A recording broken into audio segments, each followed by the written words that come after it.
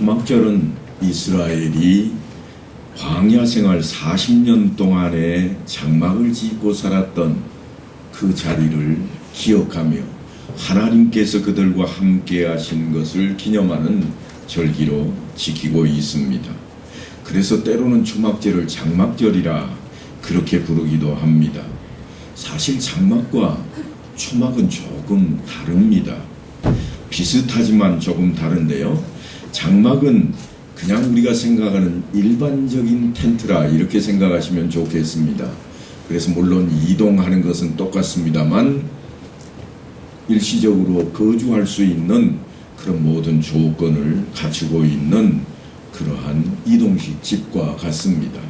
그러나 초막은 그보다 조금 더 허술해서 사실은 지붕을 대충 나뭇가지나 풀들도 가리는 그러한 모습을 띠고 있습니다. 급하게 만든 처소입니다. 요즘도 이스라엘에는 초막절을 정통 유대인들이 지키기 때문에 상점에 가면 초막을 팔기도 합니다. 제가 유심히 좀 살펴봤는데요. 정말 저걸 초막이라고 그럴까 싶을 정도였습니다.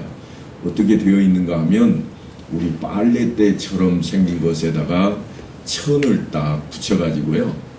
이게 네 바퀴 둘르면 사각형 집이 되는 거예요.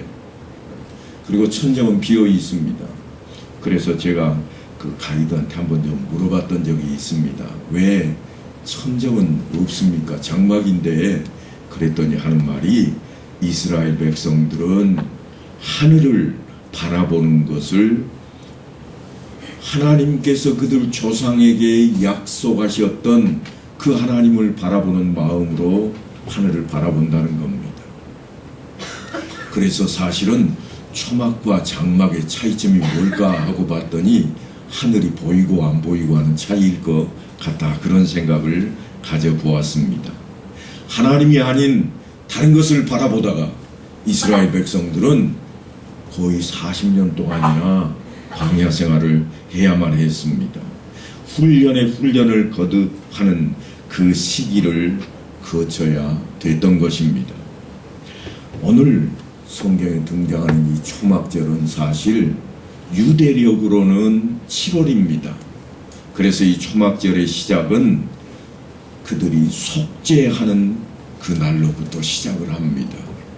죄를 속함받는 날, 또한 만 백성이 다 죄를 속함받는 날을 대속죄일이라 그래서 이 7월 달에 있습니다.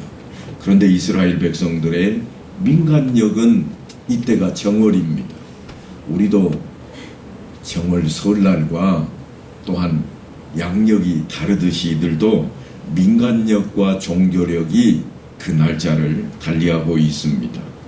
그러니까 초막절은 새롭게 펼쳐질 그러한 세상을 시작하는 절기요 명절입니다. 유대인들에게는 그래서 7월이 대단히 중요합니다.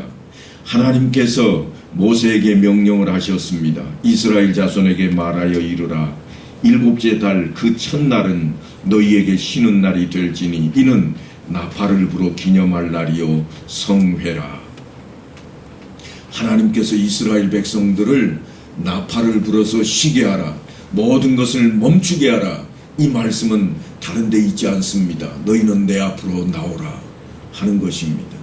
하나님 앞에 나아가는 것은 늘 제가 말씀드리지만 가장 기본적인 것이 뭔가 하면 죄를 속함받는 겁니다. 죄가 있는 사람은 하나님 앞에 설 수가 없습니다. 그래서 속죄일로부터 시작을 합니다.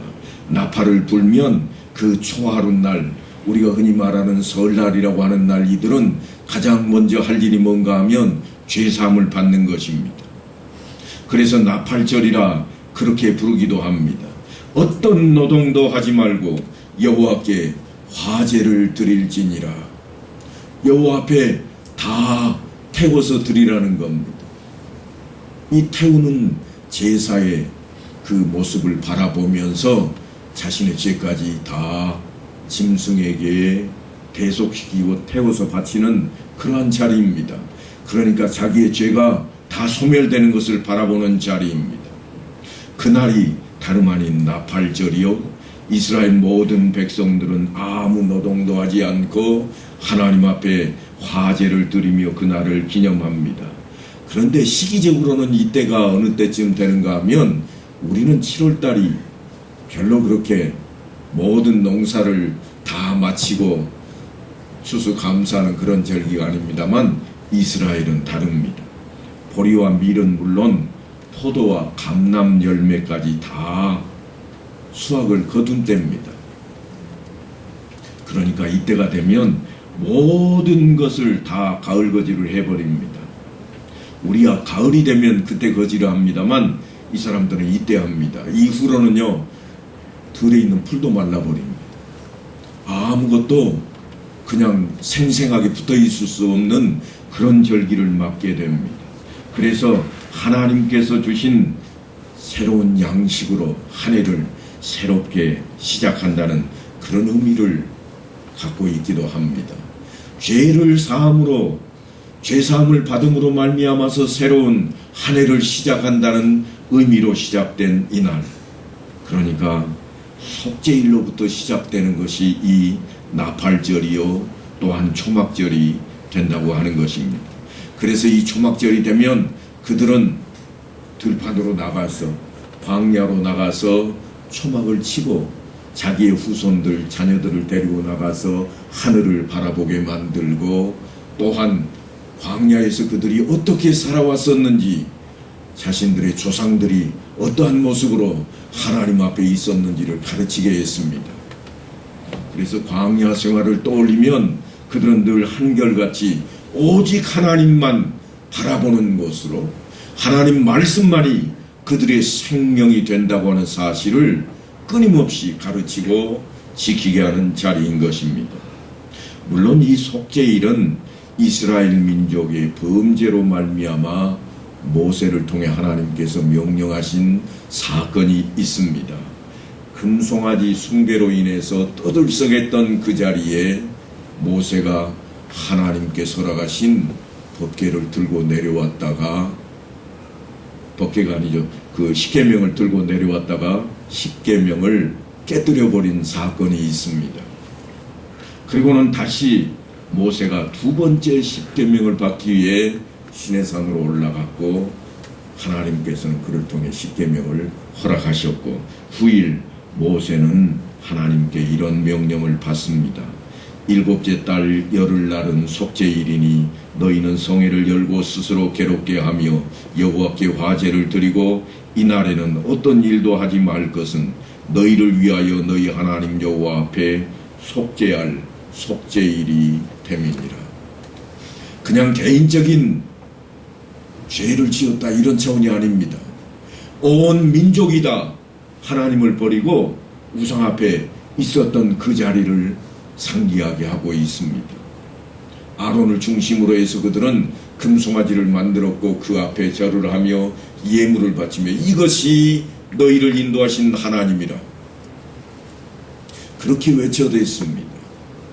바로 그 자리에 모세는 하나님께서 허락하신 십계명을 들고 내려와서 나 외에 다른 신을 섬기지 말라, 어떤 우상도 만들지 말라, 누차 강조하고 또 강조하게 되었으며, 이제 하나님 앞에 화제를 통해서 모든 것을 태워드림으로 말미암아 하나님께 용서를 받고 1년에 한 번, 그래서 대제사장이 온 백성을 대표해서 대속죄일에 지성소로 들어가는 놀라운 일의 시작이 된다고 할 것입니다.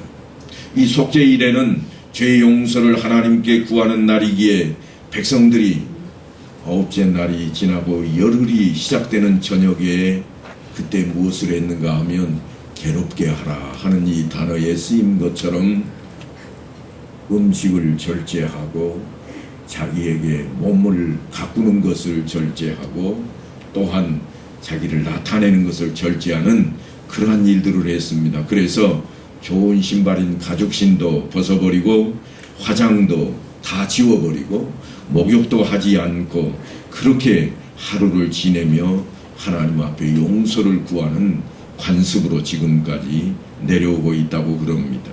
그리고 닷새가 지난 7월 15일을 초막절로 지키는 겁니다. 그러니까 7월 첫째 날 나팔을 불고 열흘 뒤에 대속죄일을 지내고 그리고 닷새가 지난 이제 7월 15일이 되면 초막절로 모든 백성들이 자기 가족들과 함께 이제 광야로 나아갑니다.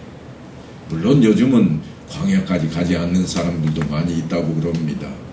아파트에는 옥상에 초막을 세우고 또는 일반 주택들은 바로 마당에다가 초막을 세우고 방에 들어가지 않고 편안한 침대에 가지 않고 딱딱한 바닥에 누워 자며 조상들이 어떻게 하나님께로 구원을 받았고 또한 이 땅, 우리가 살고 있는 땅을 허락받았는가 하는 것을 상기하며 기념으로 삼고 있습니다. 그래서 40년간의 광야에 지냈던 그 모든 것을 떠올리며 후손들에게도 하나님의 놀라우신 그 말씀, 오직 하나님이라고 하는 사상을 가르치기 시작했다고 하는 겁니다. 너희가 토지 소산 거두기를 마치거든 일곱째 달 15째 날부터 이래 동안 여호와의 절기를 지키되 첫날에도 안식하고 여덟째 날에도 안식할 것이요.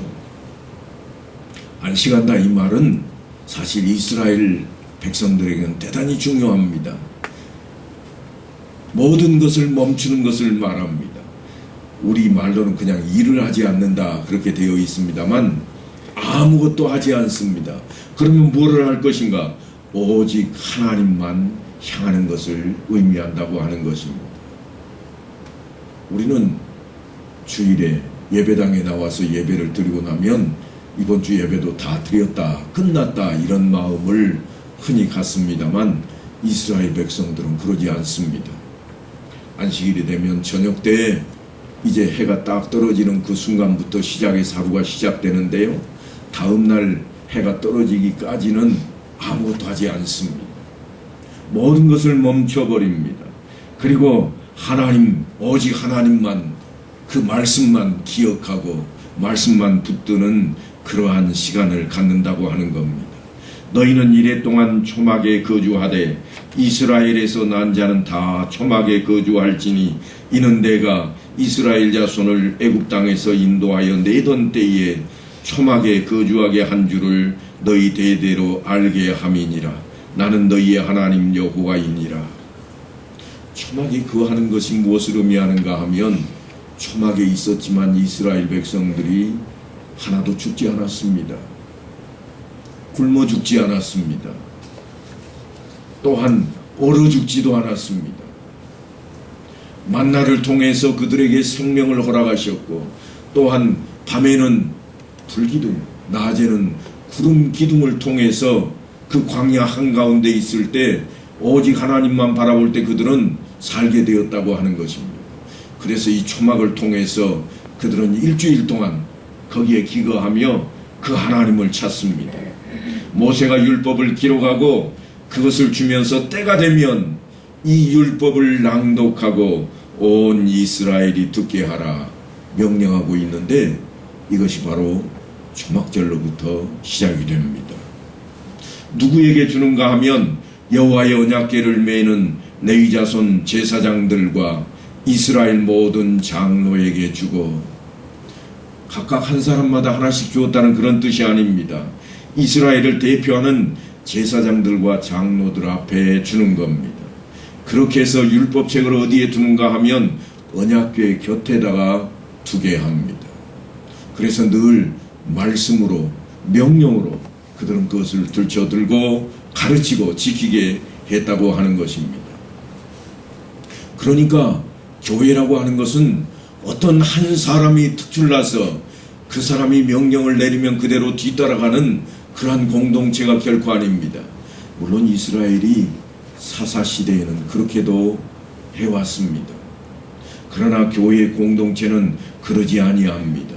모세 때 벌써 모세를 통해서 하나님께서는 장로들과 또한 여호수아에게 모든 것을 다 함께 맡기고 있는 모습을 우리에게 보여주고 있습니다. 이 율법책을 가져다가 너희 하나님 여호와의 언약궤 곁에 두어 너희에게 증거가 되게 하라. 그래서 언제든지 가르치거나 문제가 되거나 궁금하거나 필요한 때에는 바로바로 찾아볼 수 있도록 모세가 직접 율법들을 기록해 놓았습니다. 그런데 오늘 이야기는 그냥 초막절이 아닙니다. 매년 다가오는 절기로 초막절이 아니라 매 7년 끝에 곧 면제년의 초막절에 그랬습니다. 7년마다 오는 것을 우리는 뭐라고 그러는가요? 안식년이라 그러잖아요. 7일마다 돌아오는 것을 안식일, 그리고 7년마다 돌아오는 것을 안식년이라. 안식년이 되면 들판을 다 놀립니다. 농사를 짓지 않습니다. 물론 그곳에서 나는 작은 수확들이 있을 겁니다만 그거는 과부나 고아들이나 혹은 거류민들을 위해서 다 놓아두어 버립니다. 그게 하나님의 명령이었습니다. 그런데 그 안식년 때에 초막절을 어떻게 지킬 것인가 하는 이야기가 오늘 이야기입니다. 그래서 이스라엘 사람들은 그들 말로 항수카라 그럽니다. 수카, 쑥이라는 말을 종종 듣게 되는데 우리의 쑥이 아니라 그들의 수카입니다. 의미는 좀 비슷할지 모르겠어요. 쓰다, 감내하다, 이런 의미를 가지고 있습니다. 그래서 온 이스라엘이 내 하나님 여호와 그가 택하신 곳에 모일 때에 그들은 출애굽의 해방을 안고 광야에서 장막 생활을 했던 것을 기념하며 그들이 모이게 되는 이 7년째 모이게 되는 이때에는 모두 한 광장 앞에 모여놓고 그리고는 율법을 읽습니다. 얼마 동안 읽는가 하면 7일 동안 계속 읽는 거예요. 지겨울 정도로 듣겠다 그러겠지만 그들은 이 말씀을 듣고 새로운 삶의 지표를 삼게 됩니다. 그때의 율법을 낭독하게 했습니다. 그리고 신앙심을 고취시키는 겁니다. 이 율법을 낭독하여 온 이스라엘에게 듣게 할지니 곧 백성의 남녀와 어린이와 내 성읍 안에 거류하는 타국인을 모으고 그들에게 듣고 배우고 내 하나님 여호와를 경외하며 이 율법의 모든 말씀을 지켜 행하게 하고 또 너희가 요단을 건너가서 차지할 땅에 거주할 동안에 이 말씀을 알지 못하는 그들의 자녀에게 듣고 내 하나님 여호와를 경외하기를 배우게 할지니라. 성경 공부에 대한 명령이 바로 이처럼 떨어졌습니다. 그냥 나 배우고 싶어요 하는 사람만 배우게 하고 있지를 않고 모든 사람입니다. 놀러온 친척까지도 다 해당이 됩니다. 떠돌이도 다 해당이 됩니다. 그 지역 안에 있는 사람은 모두가 다 나와서 이 말씀을 들어야 됩니다. 이제부터는 이 명령이 모세의 명령이 아니라 하나님의 말씀입니다. 초막절에 되면 그때에 예루살렘 성전 앞에 모여서 이 신명기의 말씀을 듣도록 하고 있습니다. 적어도 7년에 한 차례는 율법책을 낭독하고 공개적으로 모두가 모인 자리에서 낭독해서 여호와 하나님의 말씀을 듣고 그들이 지키도록 명령하고 있는 것입니다. 이스라엘 공동체 안에 속한 자는 어린이나 객을 물어나고 한 사람도 빠짐없이 이 율법의 말씀을 배워야 됩니다. 그러니까 이것은 율법이 개인에게 속한 것이 아니라 어떤 층 이상의 사람들에게만 필요한 것이 아니라 공동체 모든 사람에게 동일하게 시행되어야 한다는 사실입니다. 하나님 앞에는요, 나이 많은 사람만, 아니 어떤 직임이 있는 사람만 더 중요한 자리에 있는 게 아닙니다. 어린아이도 동일합니다. 그래서 성경은 때로는 우리에게 아이를 노엽게 하지 말라 그럽니다. 부모가 그래도 내가 부모인데 내가 낳았고 내가 가르치고 내가 먹여주고 내가 이끌고 있는 가정에 내 아이인데 내 맘대로 하면 안 되는가? 하지만 성경은 동일하게 하나님 앞에서 인격체로 너뿐 아니라 네 아이도 동일하다고 그렇게 가르치고 있는 부분입니다. 바로 그것이 신명기를 통해서 우리에게 주어집니다. 자녀와 후손에게까지 다 동일하게 가르치게 하고 있습니다. 자녀들에게 물론 가정에서 힘써 가르쳐야 할 것입니다. 그러나 초막절인 이 제8일에는 마치 우리가 예배에 모이는 것처럼 당대의 모든 사람들이 일도 하지 않고 한자리에 모여서 그들이 이 말씀을 듣고 이 말씀을 들으면서 그들이 하는 행위가 또 하나 있었습니다. 그게 뭔가 하면 잊지 말자 하는 뜻으로 다짐을 하는 이야기인데요. 우리가 흔히 사용하는 호산나를 외쳤습니다. 하나님을 찬양하라. 어디를 돌면서 하는가 하면 제단을 돌면서 했습니다. 오늘 우리식으로 하자면 강단 앞에 다 나와서 손을 들고 하나님을 찬양하는 겁니다. 바로 그런 의미로 그들은 호산나를 불렀습니다.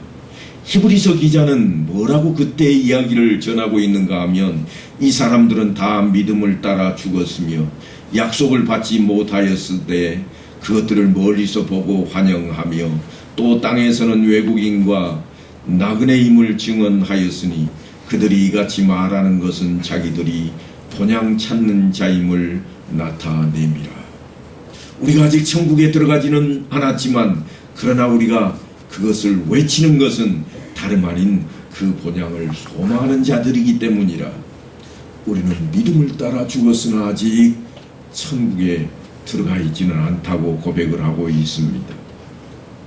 하나님의 계획 속에 이 모든 것이 있음을 지금 슬쩍이 내비치고 있는 모습입니다. 그들이 나온 바 본향을 생각하였더라면 돌아갈 기회가 있었으려니와 그들이 이제는 더 나은 본향을 사모하니 곧 하늘에 있는 것이라. 이러므로 하나님이 그들의 하나님이라 일컬음 받으심을 부끄러워하지 아니하시고 그들을 위하여 한 성을 예비하셨느니라. 천국을 하나님께서 예비하셨는데 마치 우리가 고향이 있다면 고향을 가고 싶어하고 고향에 가서 기뻐하지 않겠는가. 그와 같이 하나님 나라도 이미 우리의 본향으로 주어져 있다고 하는 겁니다. 우리가 가보지 못하는 본향이지만 물론 후일 가야 되는 본향이지만 마치 고향 땅에 가서 내가 기뻐하고 감사하는 것처럼 하늘을 소망하라고 그렇게 히브리서 기자가 우리에게 교훈하고 있습니다. 모세는 이제 이스라엘 백성들을 떠날 시간이 가까이 다가왔습니다. 그래서 여호와께서 모세에게 말씀을 전합니다. 네가 죽을 기한이 가까웠으니 여호수아를 불러 함께 해막으로 나아오라. 여기 해막은요, 여러분 나중에 제가 설명을 한번 드리겠습니다만 사실 해막과 성막은 조금 다릅니다. 성막은 어떤 곳인가 하면 제사가 있는 곳이에요.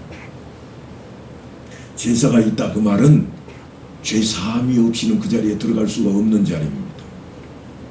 그런데 해막은 어떤 곳인가 하면 하나님께서 인정한 자들은 그 자리에서는 제사를 드리지 않고도 하나님이 만나주시는 거예요. 누구를 만나주었는가 하면 성막이 있기 전에도 모세를 하나님이 만나주셨어요. 모세를 어디서 만났는가 하면 해막에서 만났습니다.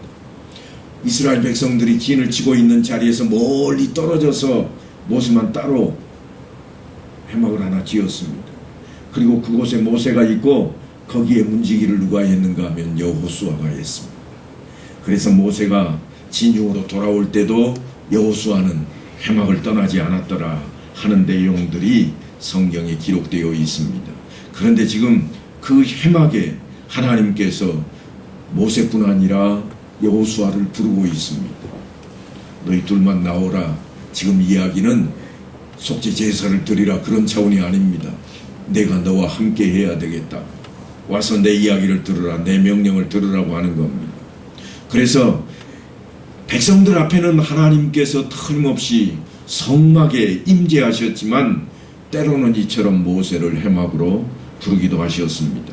그러니까 이 이야기는 사실 출애굽기로 앞으로 한참 돌아가야 됩니다. 모세가 항상 장막을 취하여 진 밖에 쳐서 진과 멀리 떠나게 하고 해막이라 이름하니 여호와를 앙모하는 자는 다 진 바깥 해막으로 나아가며 하나님을 찾는 자는 그 회막으로 가야 되는데 멀리서 바라볼 수밖에 없었습니다. 물론 모세와 여호수아는 그 안에서 하나님을 만났습니다.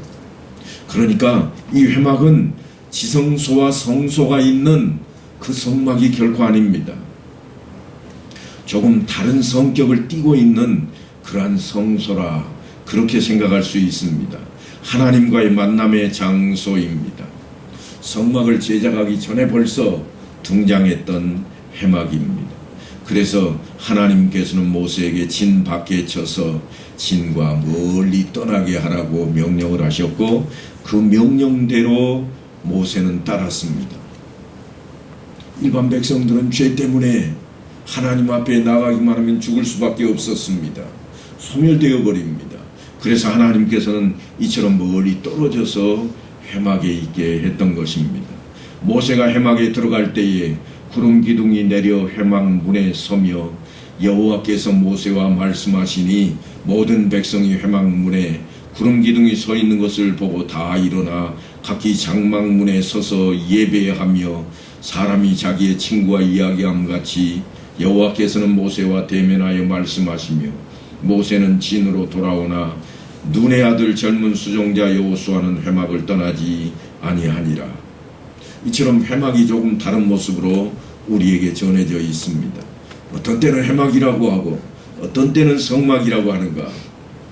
바로 이처럼 성경은 우리에게 조금 다른 모습을 지금 이야기하는데 그 회막에 개인이 쳐놓은 그 자리에 지금 하나님과 깊은 영적인 교제를 나누기 위해 모세와 그리고 여호수아가 함께하고 있습니다.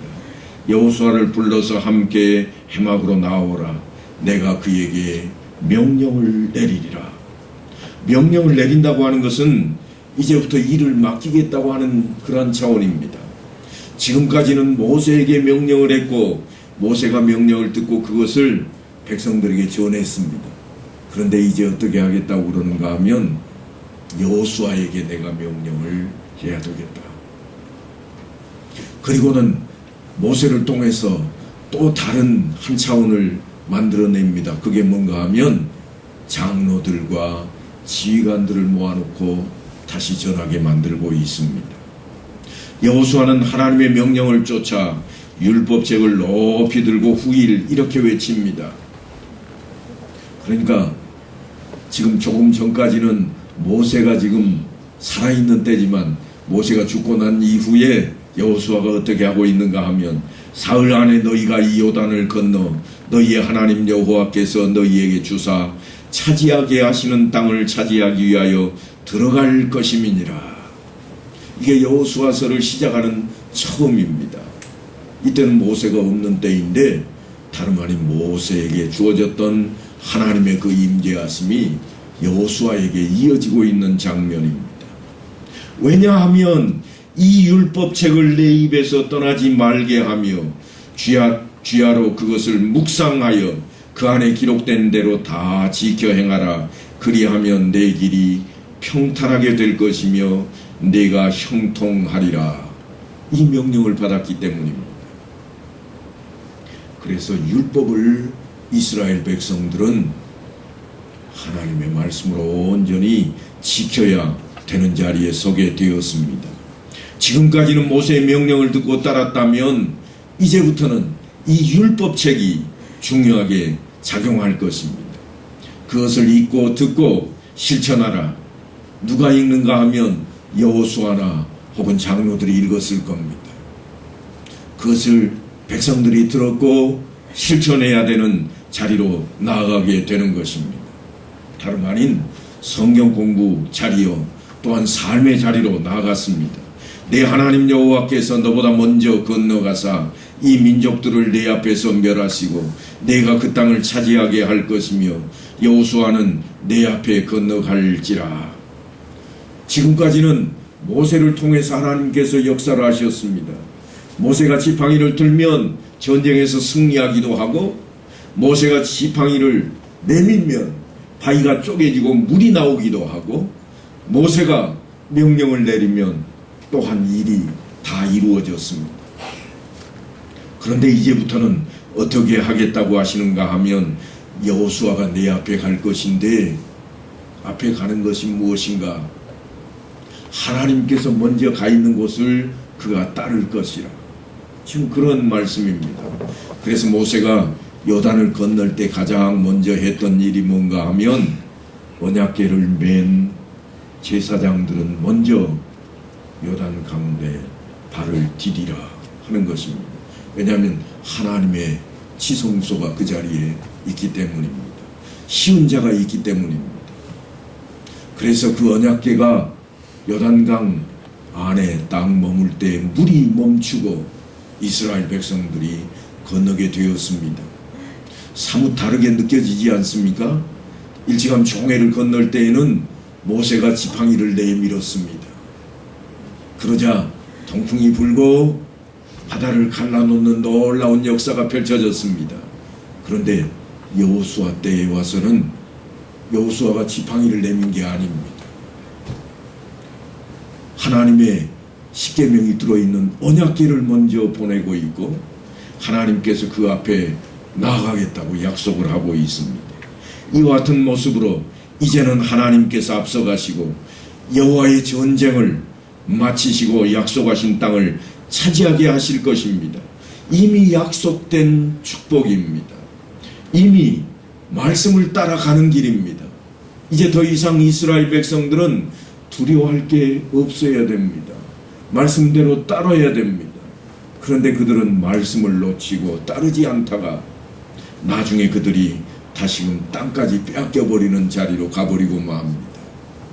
성경은 우리에게 무엇을 교훈하는가 하면 우리가 주를 믿는 자라면 주를 따라야 된다고 하는 것입니다.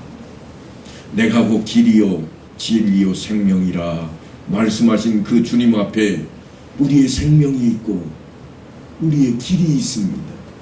우리의 삶이 있습니다. 그러니 말씀을 늘 따라야 됩니다. 주님께서 우리 앞에 이렇게 세상을 소개합니다. 세상에서는 너희가 환난을 당하나 담대하라.